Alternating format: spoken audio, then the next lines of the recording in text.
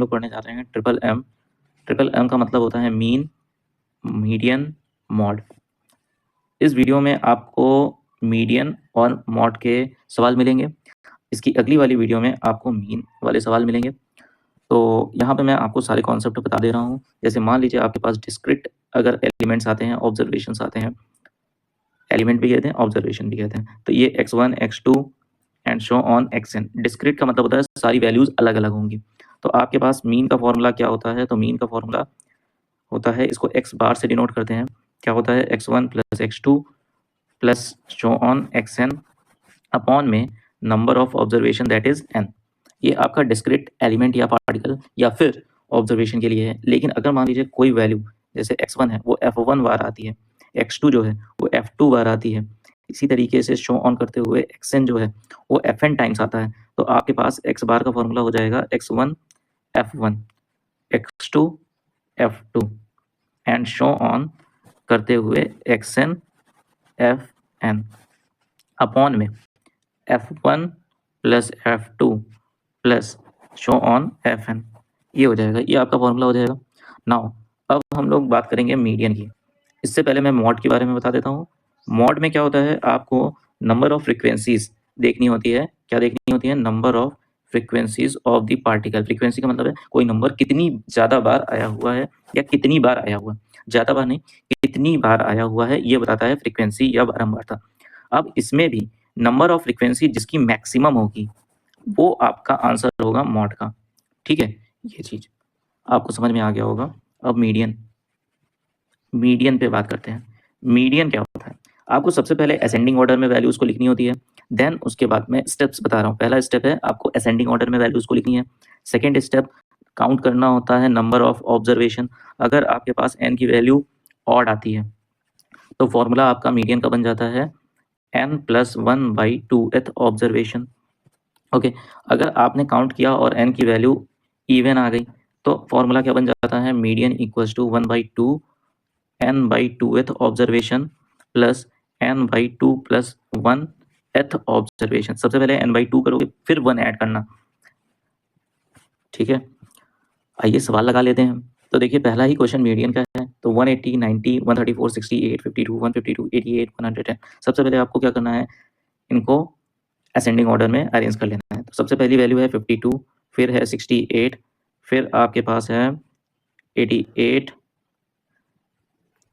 फिर आपके पास है 90, फिर आपके पास है यहाँ पे 110, फिर 134, फिर 152 एंड देन आपके पास वैल्यू है 180। अब इसको काउंट कर लीजिए, 1 2 3 4 5 6 7 8, यानी n की वैल्यू आ गई 8। n यानी 8 आ गया, इसका मतलब यह इवन है। तो मीडियन का फॉर्मूला क्या हो जाएगा? 1/2 8/2th observation plus 8/2 plus 1th observation. ठीक है, इसका मतलब ये हुआ 1/2 4th observation plus 5th observation. 4th observation आपका कौन सा है? तो आप देखोगे तो यहाँ पे 4th ऑब्जर्वेशन कौन सा है? तो 1 2 3 4, 4th ऑब्जर्वेशन आपका है 90 और 5th ऑब्जर्वेशन है 110। इनको ऐड करोगे तो आ जाएगा 200, 200/2। इसका मतलब क्या हो गया? 100। 100 आपका राइट आंसर हो जाएगा, third option. The marks scored by 10 students are given below 17, 16, 12, 16, 15, 16, 13, 14, 13, 20।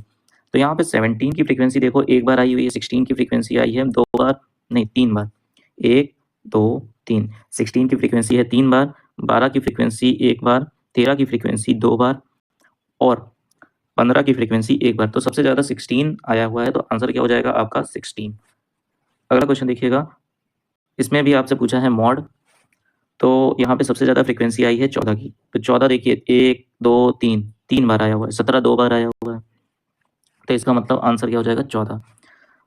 What is the median of the following data? पहला सवाल मैंने आपको डिटेल में बताया एंड देन इसको आपको कैसे करना है ये देखिएगा एग्जाम पॉइंट ऑफ व्यू से। तो देखो मीडियन निकालना है तो सबसे पहले आप काउंट कर लो, 1 2 3 4, देखो ऐसे काउंट करो, 3 3 6, 6 3 9, 9 2 11, यानी n की वैल्यू आ गई 11, यानी ये ऑड नंबर है। तो मीडियन आपका क्या हो जाएगा? 11 प्लस 1/2th टर्म, इसका मतलब सिक्स्थ टर्म। ठीक है, सिक्स्थ टर्म आपको निकालना है। तो सबसे पहले आप देखो यहाँ पे अरेंज करना सीखो। देखो 1 2 2 हो गया, 2 के बाद आपका आ जाएगा 3, 3 के बाद आपका आ गया 4, 4 के बाद 5, 5 के बाद 6। छठा टर्म कौन सा आपका दिख रहा है? 51। तो आपका राइट आंसर क्या हो जाएगा? 51। अब देखिए आपने एक स्टेप बैक किया, काउंट किया एंड देन आपका आंसर आ गया। तो आपका कुछ सेकंड बचा। अगला वाला क्वेश्चन देखिएगा। अगले वाले क्वेश्चन में काउंट करिए कितना हुआ? 1 2 3 4 5 6 7 8 9, यानी n की वैल्यू क्या है? 9 है। इसका मतलब क्या आएगा? n+1/2, यानी इसका मतलब ये हुआ ये फिफ्थ टर्म। एक सेकंड फिर आपने बचा लिया। अब फिफ्थ टर्म देखिएगा, 1 2 3, 3 के बाद क्या आएगा आपके पास? 4, 4 के बाद क्या आएगा? 5, यानी 5 16 नहीं 14, 14 क्या हो जाएगा? आपका राइट आंसर हो जाएगा। 16 नहीं होगा क्योंकि 14 16 से छोटा है, तो सबसे पहले 14 आएगा। The mark scored by 10 students are given below the mode of the data. सबसे ज़्यादा कौन आया है? देखो 18 3 बार आया है, 14 2 बार आया है, उसके बाद सारी वैल्यूज, अच्छा 13 2 बार आया है, तो इसका मतलब 18 सबसे ज़्यादा बार आया है, तो 18 आपका राइट आंसर हो जाएगा। Question number 8, what is the median of the following data? तो देखो 3 6 9 2 11, इसका मतलब हो गया 11 + 1/2, दैट इज सिक्स्थ टर्म। ठीक है, सिक्स्थ टर्म का मतलब हो गया आपको पहला सबसे छोटा देखिए कौन सा है? 33, 1 2, फिर 3, 3 के बाद हो गया 4, 4 के बाद हो गया आपका 5, और 5 के बाद हो गया 6, 56 और 57। 57 आपका क्या हो जाएगा? राइट आंसर हो जाएगा। 57 is the right answer. Okay, अच्छा एक चीज और, यहाँ पे आप ये भी देख सकते थे, क्या देख सकते थे कि वैल्यू जो है आपके पास कैसी आ रही है? 3 3 6, 6 3 9, 9 9 के बाद क्या है? 9 के बाद है आपका 11। n की वैल्यू अगर 11 है, n की वैल्यू अगर 11 है, इसका मतलब ऑड नंबर है। ऑड नंबर अगर हो गया तो आपके पास कभी भी आंसर, अगर आपके पास एलिमेंट्स पॉइंट में नहीं है तो वैल्यू पॉइंट में नहीं आ सकती। तो ये ऑप्शन गया, ये ऑप्शन गया। और आप जब इसको ऑब्जर्व करोगे तो यहाँ पे देखो 58 कोई नंबर ही नहीं है, तो ये तो ऐसे ही कट गया। तो आपका राइट आंसर क्या हो गया? 57। तो आपको ये बात का भी ध्यान रखना है, इसके छोटे छोटे कॉन्सेप्ट को भी ध्यान रखना है, जहाँ पे आपके खुद ही कम लगानी पड़ेगी और एक्यूरेसी बढ़ जाएगी आपकी। What is the median of the following data? Okay, तो फिर से यहाँ पे देखिएगा, देखो 3, 3 के बाद 6, 6 के बाद 9, 9 2 11, n की वैल्यू क्या आ गई? 11। इसका मतलब ये 2 पॉइंट तो चले गए आपके। अब आपको वैल्यू देखनी है, इसमें 52 है ही नहीं, तो आपका राइट आंसर क्या हो जाएगा? 51। चेक करके देख लीजिए, सिक्स्थ टर्म आपको पता करना है। ठीक है, तो पहला हो गया आपका 13 यानी 1, फिर 2, 2 के बाद आपका आएगा 3, 3 के बाद आ जाएगा 4, 4 के बाद आ गया 5, 5 के बाद आ गया सीधा 51। 51 आपका क्या हो जाएगा? Right answer.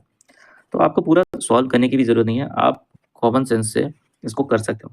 क्वेश्चन नंबर 10 आपका ये होमवर्क क्वेश्चन होगा, आपको कमेंट में इसका आंसर देना है, और अगली वीडियो में आपको मैं मीन पढ़ाऊंगा, तो आप ज़रूर इस वीडियो को भी देखना, ताकि आपका स्टैटिस्टिक्स कंप्लीट रिवीजन हो जाएगा, या जिसको नहीं आता होगा वो अपना यहाँ से कंप्लीट समझ लेगा। धन्यवाद वीडियो को